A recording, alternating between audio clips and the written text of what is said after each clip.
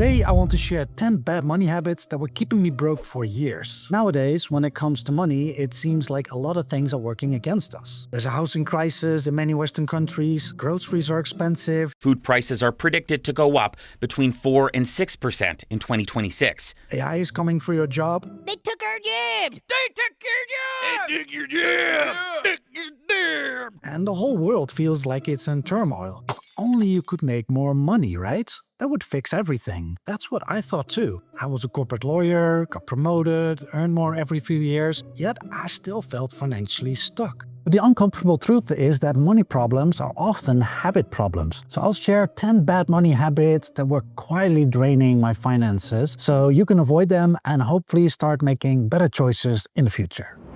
Lifestyle creep. Lifestyle creep or lifestyle inflation is when you start spending more as your income rises. Instead of saving money, you upgrade your standard of living.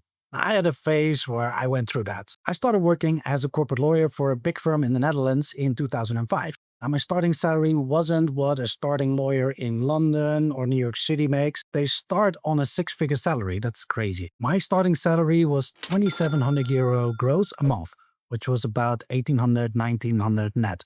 I think corrected for inflation, today that will be around €2,700 net. But to me, this was a lot of money. I grew up in a middle-class home and I've been a broke student all through law school. And all of a sudden, I felt rich and I felt like living the dream. So I just started spending. And in the beginning, I was like, wow, after I pay my fixed expenses, I have so much money to spend still. But fast forward a couple of years later, after 3 years, I was up for promotion and I was like, I really need this promotion because that promotion came with a 30% pay rise. What had happened was that I had adjusted my lifestyle. My spending increased as my income increased. And then I kind of got dependent on that income, the so-called golden handcuffs. So I still felt financially stuck even though now I was making money. It was only when I quit my job in 2013, moved abroad, and basically had to reinvent myself because I didn't want to work in law anymore, that I was forced to become frugal again. And from that day on, I've been much more intentional about how I spend my money. Think earning more will magically fix everything. I didn't see the problem for years. I was in a successful law career. I ended up getting that promotion after 3 years. I got promoted. And so I was like, I don't know what Notorious B.I.G. is all about. It's more money, fewer problems. The more money you make, the more problems you get. I more or less was living paycheck to paycheck, but I told myself I was living the good life. I worked hard, I earned well, and hey, if there was any money left at the end of the month, I might even save a bit. I told myself a story about my future. I was going to get another raise, and then another one, and maybe I will become partner. I didn't feel the urgency to change anything. But then I got my burnout. I had severe headaches for almost 2 years, and it eventually led to me leaving law. Looking back, having a higher income didn't really give me financial stability. It just delayed the moment that I had to confront my bad money habits. Without structure, saving more, spending intentionally, and building a financial system, more money doesn't necessarily buy freedom. Not tracking expenses. It's very hard to know your numbers when you don't know what's coming in and what's going out. Now, tracking what's coming in is not that hard. For most of us, that's just our salary. But it's a different story with what's going out. That's often the blind spot. When I first started tracking every single penny, I was kind of taken aback by what I was spending money on and how much. Like, for example, all these convenience purchases, a coffee here, a granola bar there. At the end of the month, that really added up. This is usually the point where people start thinking, oh, I need to budget. And they immediately tense up because for some people, the word budget can instill this kind of fear that they have to live in deprivation. But that's not how I think about it anymore. Budgeting and saving money isn't deprivation, it's liberation. A budget gives you the permission to spend money on the things that actually matter to you without guilt because you know where the rest is going. And when you get clarity on your numbers, you may find that you don't even need to change that much. In my case, my quality of life stayed largely the same. The difference was intention. I was no longer guessing or leaking money, I was choosing. And I now only spend money on things I truly want and desire. If that resonates, I created a 15-minute money clarity checklist. It's a simple tool to see in one short session what's coming in, what's going out, and where your money is actually going. It's not a complicated spreadsheet or an expense tracker with 25 different categories. It's just a simple checklist which will give you clarity in about 50 minutes without overwhelm. So if that sounds interesting, you can download it for free with the link in the description. Not learning how money works. I grew up in a middle-class family, and the path laid out was get a good education, get a good job, buy a house, and get married. I didn't learn about investing, compound interest, or index funds until much, much later in life. If you can relate to that, I want you to know, you're not the only one. I'm like you. It may seem a bit hard to imagine if you're on YouTube all the time because there's so much content available right now about how to be smart with your money. It's not just YouTube videos, there's podcasts, there's books, there's so much. But it wasn't like that for me when I was a teenager or later a young professional. I grew up without internet for most of my teenage years, and even when YouTube became a thing, it was mostly cat videos. And when I worked as a lawyer, there was never really talk about investing as an individual. And being smart with money, beyond common sense things like, it's good to save, just wasn't really a topic of conversation with my family, friends, or colleagues. The only type of investment we ever talked about was buying a house. And perhaps, if you could afford it, paying off the mortgage sooner than required. I like having enough money to buy nice stuff. But you know what I like a lot more than materialistic things? Knowledge. So, in the last couple of years, I've been playing catch up.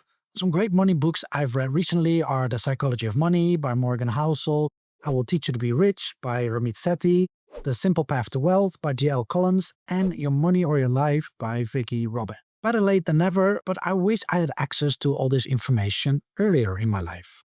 Spend on impulse. I got a comment on a recent video from a banker, which, I can't independently verify that, I have to take her word for it. But she pointed out that what people get is all the small impulse purchases, the $6 coffee, subscriptions, and so on. I can definitely relate to that. For years, I would buy my breakfast at the bakery around the corner and eat it on the way to work while cycling my bike. And on the way back, I would drop by a takeout place and just get my dinner there. I justified it by telling myself, I worked hard, I put in long hours, so I deserve this. And when I went grocery shopping, I'd go to Albert Heijn, one of the more expensive supermarkets in the Netherlands. And I'd just buy whatever I felt like. I didn't go in with a shopping list. The problem wasn't the amount of each purchase, it was how often I made them without stopping to think. It's those little things that we do daily, unconsciously, that really start to add up. And over time, they can quietly start to drain your finances. So it's worth asking, how much are you actually spending on convenience or impulse purchases? I'm not saying give up your daily latte. Seriously, please don't.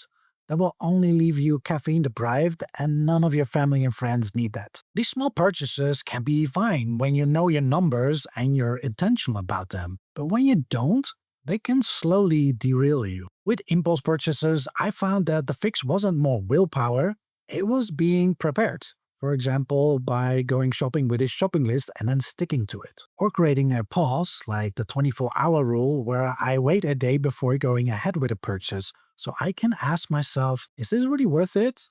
Do I really need this? Buy the equipment, not the commitment. In 2009 or 2010, I don't remember exactly, I went on a holiday alone to London. I was really into playing poker back then. So I found myself playing a £50 tournament in a casino on that very first night. With more luck than skill, I came in second for £1,000. So I was like, this is great. This pays for my trip. But then the next day, I was like, I already saved the money. Why don't I go back to Denmark Street and buy this beautiful left-handed Gibson Les Paul guitar that I played yesterday for £1,200? So that's what I did. And when I went back home, I realized I also need an amplifier to play this. So I bought that too. That cost me another €400. And then, nothing. I wasn't in a band, and I didn't want to disturb my neighbors. Forget about going to 11. If you can see, the numbers all go to 11. I was scared of going to 1. So the guitar just stood there, taking up space, while I kept playing my acoustic guitar exactly like before.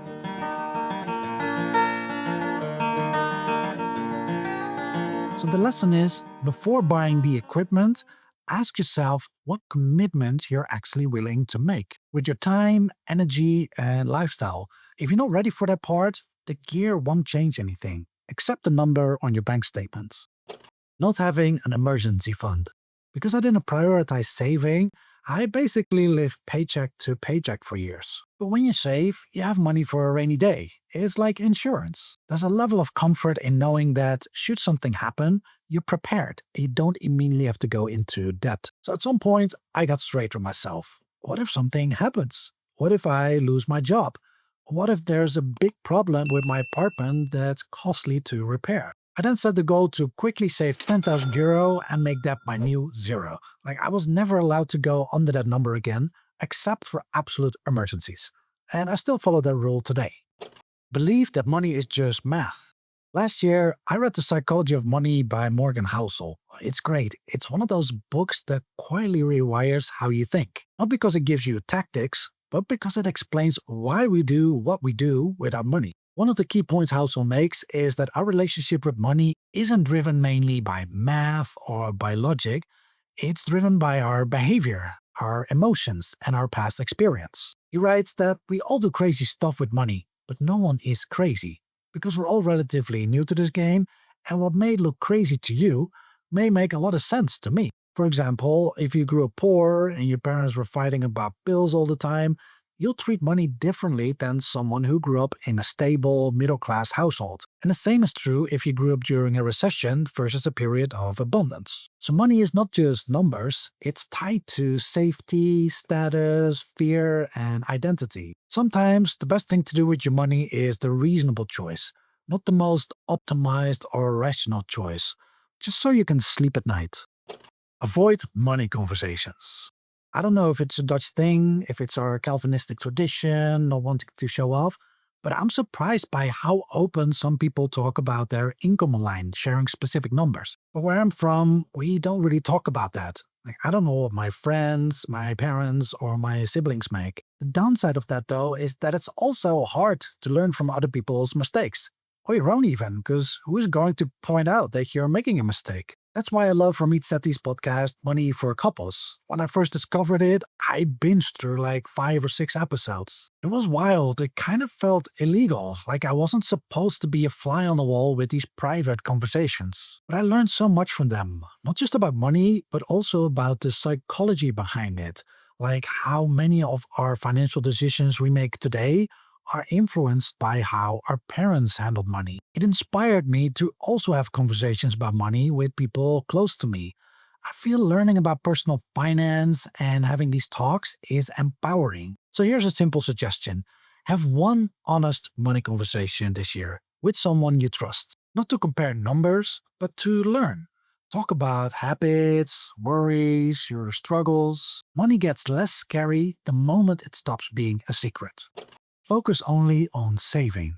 When I grew up, I had a penny rekening, a bank account for kids. It came with this little money box where you could drop coins in, and they roll into the right compartment. Guilders with guilders, kwartjes with kwartjes, a kwartje is 25 cents. That shaped how I thought about money for a long time. If I had some money left at the end of the month, I would save it. Like, that felt like the responsible thing to do, the right thing to do. What I didn't really think about back then was what that money was actually doing. More accurately, what it wasn't doing. The problem with a savings account is that while it's very safe, your money doesn't really grow. You might earn 1 or 2%, or if you're lucky, even more, but after inflation, that doesn't really move the needle. It's fine for short-term needs, but it's not how you build long-term wealth or financial independence. It was only much later that I started learning about things like compound interest and investing, especially through index funds. An index fund simply follows a market index like the S&P 500 instead of betting on one company, so it's very different from picking individual stocks. That matters because over long periods of time, the stock market has historically grown. Not every year and not in a straight line, but over decades, it has always grown. And when you combine that growth with compound interest, consistent investments can turn into something really meaningful. This is also one of the key takeaways from the book The Psychology of Money that I mentioned in this video. It's one of the best books about money that I've ever read. I made a separate video about the 15 lessons I learned from that book, like using money to gain freedom and planning for the plan not to go according to plan. If that sounds interesting, you can check it out by clicking somewhere here or here. I don't know where it's going to end up. Thanks for watching. Let me know if any of these bad money habits were familiar, if they struck a chord. I'd love to hear about it in the comments, and I hope to see you in the next video. Take care. Bye-bye.